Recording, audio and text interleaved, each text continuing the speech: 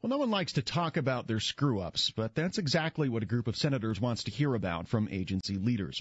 Virginia Senator Mark Warner leads the Budget Committee Task Force on Government Operations. Nobody likes to acknowledge that you've got to have room for improvement, but in tight fiscal times, we as policymakers, as legislators, need that information. The administration put forward their list just recently for the first time ever. That list of worst-performing programs was mandated by a 2010 government performance law. Warner says it's one tool the task force is using to root out mismanagement and get better results from agencies.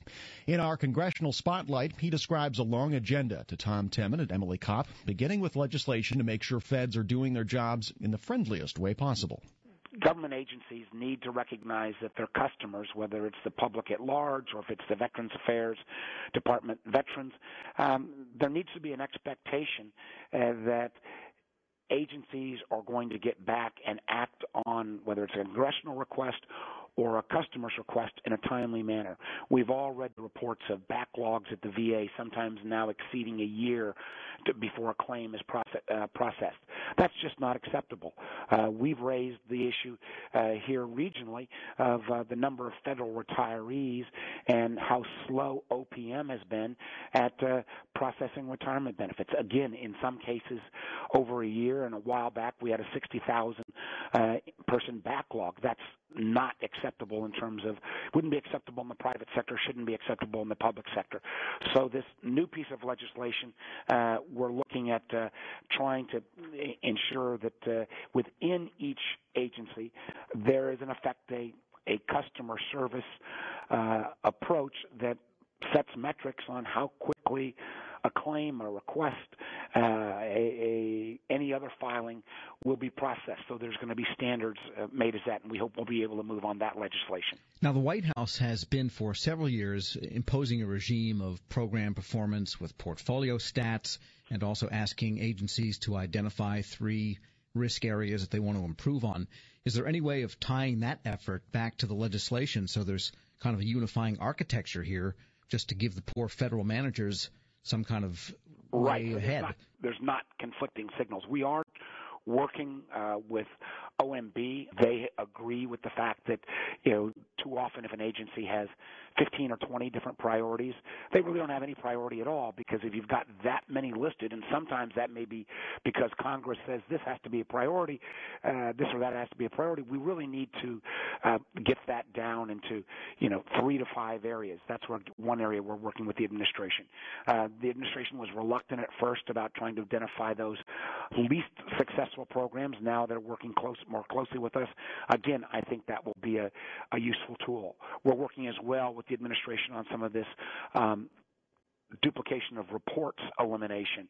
The last thing federal employees need are more reports that nobody's going to read. So how can we take some of the good work done at the GAO, work with the administration, both legislatively and administratively, to eliminate some of these reports that aren't going to be used? And finally, we're also working with the administration on legislation called the Data Bill that tries to say, how do we make sure that we can, in effect, follow the money?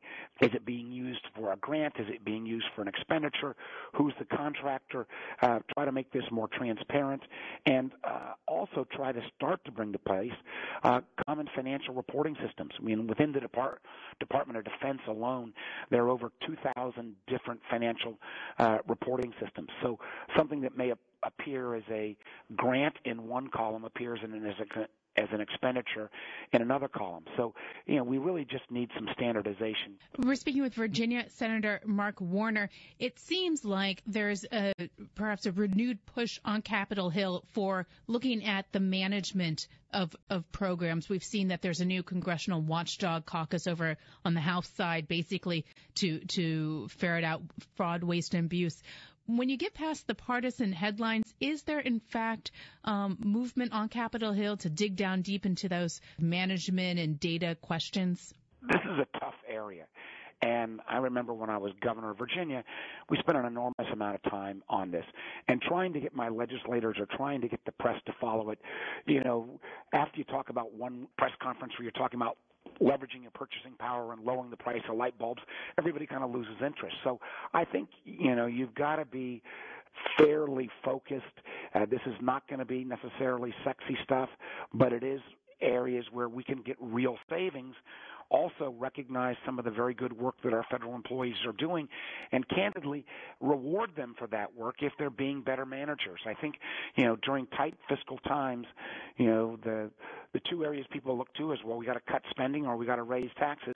There is a third way that we can get better value for the dollar, and that is through better management, through program consolidation, through these kind of initiatives that we're talking about. But end of the day, things don't happen overnight. You've got to stay relentless on this. And one of the things that because Congress has been so inefficient at getting appropriations bills out on a regular basis, it really has even more dramatically cut back the time to do oversight. So if all we're doing is authorizing, appropriating, it really means you don't have the time to do the oversight that's needed. One of the reasons, again, why I supported efforts to try to move our federal budget into a 2-year budget cycle where you use 1 year really to do the appropriating, and you can come back and amend. But in that off year, you really do spend the time to dig into programs, looking for what's working and what could actually be improved. That's Virginia Senator Mark Warner, who chairs the Budget Committee Government Performance Task Force. In our Congressional Spotlight, he was speaking with Tom Temin and Emily Kopp.